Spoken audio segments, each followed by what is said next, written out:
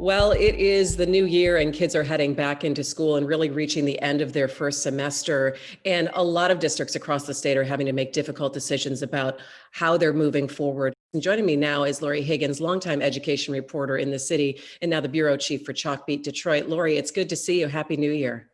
Happy New Year to you, Christy. Thank you for having me on today. You just came out with a list of 6 things that you are looking for when it comes to education in Michigan for 2021. And I really love the list. And the first one is, if we take a look at, would be return to in-person learning, exactly what so many districts are grappling with. Exactly.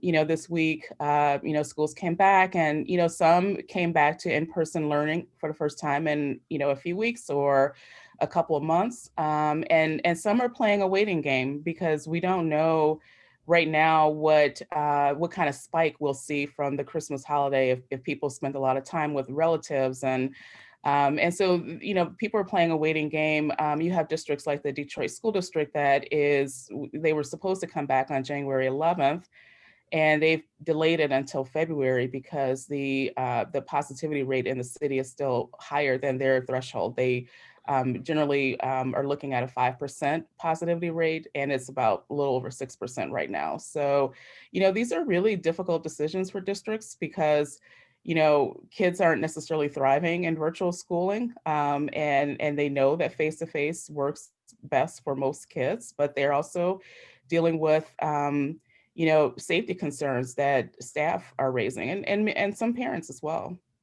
And that really goes into the second point you raised, is the vaccine effect. And we are still waiting to see a large scale rollout of people being vaccinated and how that will make a difference going into spring. What we're hearing so far is a little concerning. A large number of healthcare workers are declining the vaccine, not only in Michigan, but across the country. We were already worried about whether or not teachers and other school staff would be taking the vaccine in large numbers. When we posted a story recently about this, most of the reaction from teachers was, no, I'm not going to get this vaccine. Whether or not people get the vaccine will determine whether schools can come back, full time in person. So if we still have a virtual school and kids are online learning, the next point really is improving the online learning. And the complaints that we're hearing from kids, and I'm hearing in my own house, is fatigue of being on screen so long, not having the interaction, not feeling that they're connecting with their teachers and with other kids. How do you even improve that when you're still looking at, should we be back in or not? Right. I mean, a lot of districts are spending probably a lot of time on the safety issues and on these debates about returning or not. I think that districts are starting to look at how to improve online learning. The Detroit School District, for instance, is looking at, creating a task force to recommend changes. Students have been very vocal about the fact that this is too much for them. This is learning in a way that they're not used to. Don't get me, there are students who are thriving in this. There are students who find this to be the best way of learning. But what I'm hearing from most students is that this is really difficult.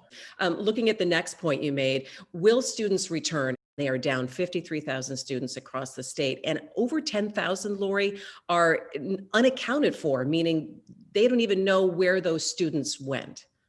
Exactly. The number is actually 13,000, which is a huge number in Michigan. And we're seeing this not just in Michigan, but it's happening across the country. So these are students where they have not notified their schools about what they're doing. And so we don't know. It could be that, some of these kids are in a quality learning environment, but it could also be that they're not. And they may eventually return to, public schools. And the question is, what kind of education have they gotten in that year that they have essentially been lost? But it's not just that 13,000. We have the kindergarten enrollment is down by 13,000 as well. And that's an indication that a lot of parents are delaying enrolling their kids in kindergarten. In a state where we are increasingly talking about the importance of improving early literacy. And that really kind of brings us to the next point you're talking about, which is a focus on literacy. And if you have kids who have been kept home for that first year of kindergarten or have been homeschooled and then get put back into public school, let's say that they are the same level, let's say that they're behind, and we had that third grade literacy law that had been suspended for this year. That's the question of how behind kids will be or maybe won't be. Exactly. And we don't know. I mean, the question is still out there about whether or not the legislature will suspend that law again this year. Last year, school districts were supposed to hold back students who were in third grade, but far behind academically. But they suspended it for a year. There's no indication what might happen this year, and you're right. I mean, if there are kids who are not being educated right now or not being educated adequately, we could see far more students who are eligible to be held back this year than previously predicted. Testing and accountability. We know that the standardized tests for Michigan always come in the springtime. That Michigan has opted out of that, or they've been waived out of that. Not for this year. They were waived. The U.S. Department of Education issued waivers last year. So we didn't have to do the state testing last year. Michigan is among a number of states that have asked for another waiver for this year because they don't think that it makes sense to test students during a pandemic. But that waiver has not come. And so we could be heading into a situation where students will have to sit down and take this standardized test beginning in March or April. And then you sit there and you say, if those students don't take that test, how do you find out where we are? How do you find out what's happened or what kind of learning loss has been over the last year or so? Districts have their own tools, and the state actually is requiring part of the return to school legislation that was passed over the summer requires that schools test students a couple of times, at least 2 times during the school year to measure how much growth. There should be no question about how much learning loss they've experienced because districts are constantly assessing them on what they call benchmark assessments.